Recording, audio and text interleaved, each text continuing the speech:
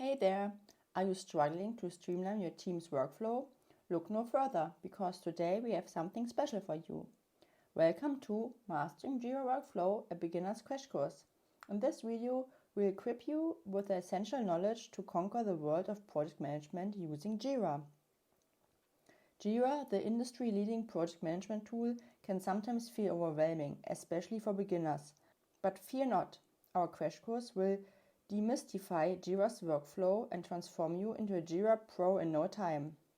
At its core, JIRA follows a standard workflow.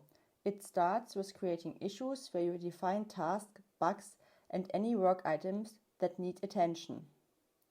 These issues then move through stages like to do, in progress, and done. Each stage represents the status of the work item and where it currently stands in the project.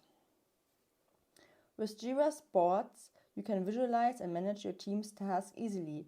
You can assign issues, track progress, and collaborate with team members efficiently. But that's not all.